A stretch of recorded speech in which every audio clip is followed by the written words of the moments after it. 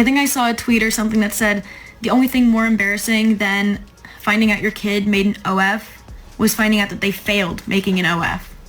And I live by that. I did OF and I regret it badly. But I wish I had thought about it much harder than I did because I regret it. And I wish I didn't do that. It was a weird part of my life. Here's why starting an OnlyFans was the worst decision I made in my life. Did not realize that I was literally selling parts of my soul and the money could have never made it worth it. I just wish that someone would have warned me and told me that I was going to be later experiencing PTSD from the trauma and the experiences that I was subjecting myself to on a daily basis. Did not know that I would later need to be in trauma counseling. It brought me into way darker places than I ever could have imagined, and I never want to go back there. I wish I could go back in time to who I was before I started doing all that stuff and just tell myself that the money is not worth it. Keep your happiness. And that's all I want to tell any girl who's thinking about starting an account. I just hope I can save even just one girl from going through the pain and the trauma that I am now going through because I subjected myself to that for the last couple years. OnlyFans will ruin your life just as badly as corn will, and for less money. Likely. What people don't understand about OnlyFans is it's a lot of work. I made another video on this and let the women that do OnlyFans speak for themselves in the comments. So no, don't do OF. At least with corn, you get a guaranteed check as long as your agent doesn't take it. OF, you're putting your nudes on the internet for the rest of forever in the hopes of possibly one day making $1,000. It's not a better option. Both things will ruin your life. Neither of them pay enough. Guys, they love playing the victim. Women are shape shifters. This makes me so sad and so angry at OnlyFans. OnlyFans is so gross because it literally weaseled its way into these feminist spaces and convinced women that it is somehow empowering for them to sell their body online with false promises they're gonna make hundreds of thousands of dollars. And that's not the reality of it. It's basically a work pyramid scheme. In what other business, when the market is so flooded, would you continue to try to recruit young women? And don't get me wrong, I have no problem with work, but it is not supposed to be this common, especially not amongst young women.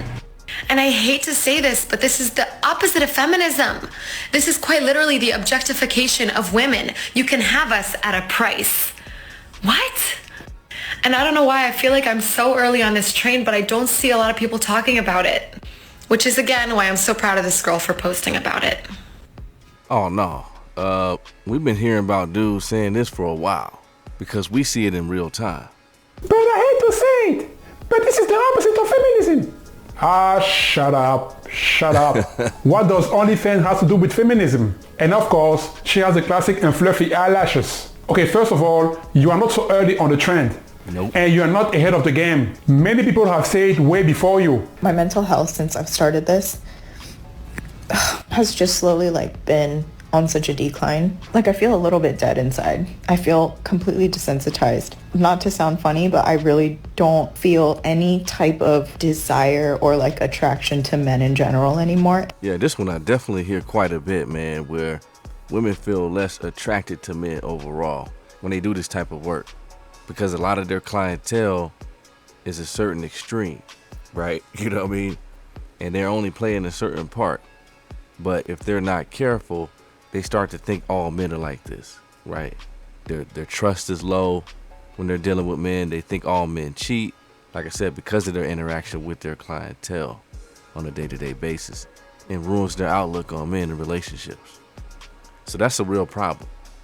Just know that if you are a person who's ever been interested in doing this, there really are so many downsides. At this point, and I'm willing to admit this now, there's no amount of money that you can give me right now to make me feel like giving myself away in certain aspects, even if they're just a few photos or whatever online. It almost isn't worth it anymore. And while I did have such a strong start and it was so much fun in the beginning, after getting burnt out, I started to just feel really differently about the types of messages that I was getting.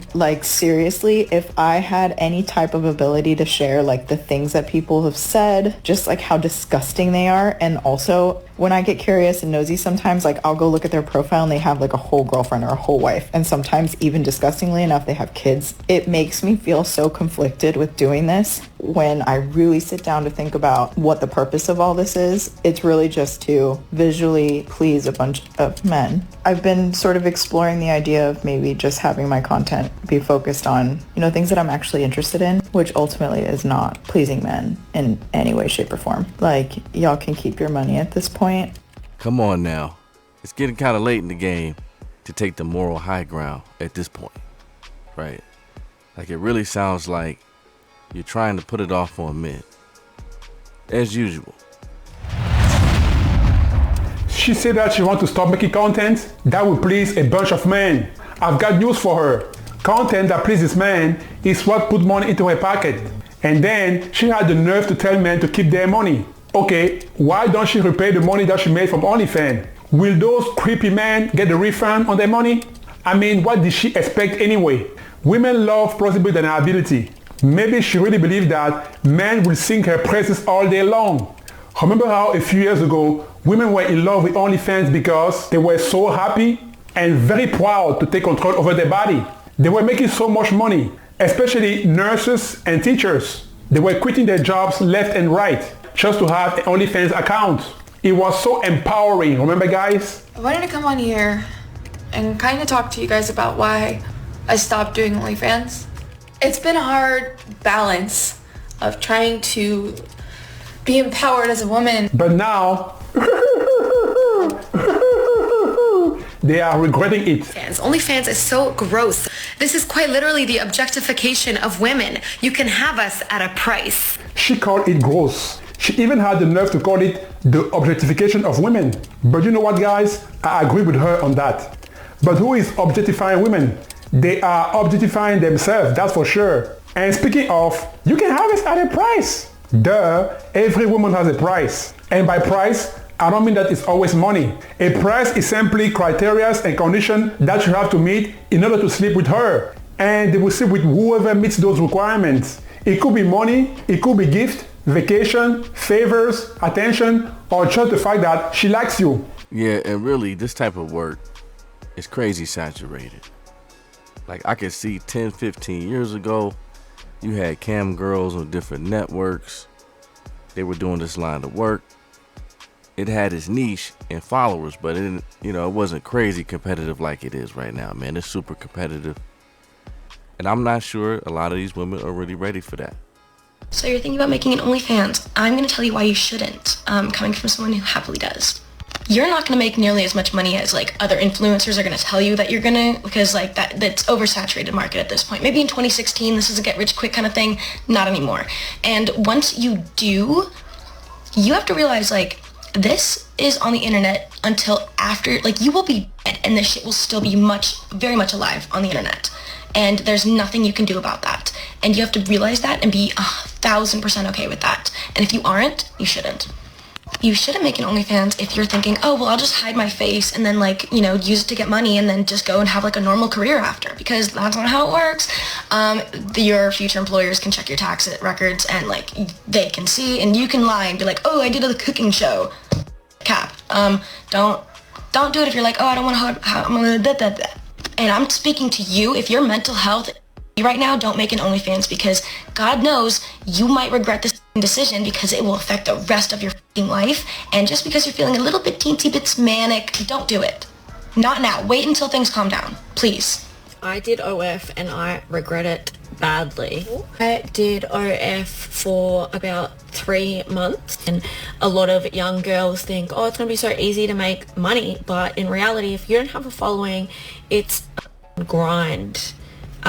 You have to be all over all the social media platforms at all times. You have to be on Twitter, Reddit, TikTok, Instagram, Snapchat. You have to be talking to people on the actual app itself. So it is a full-time job in itself, and I was working at the time and I was struggling to fit it all into my day.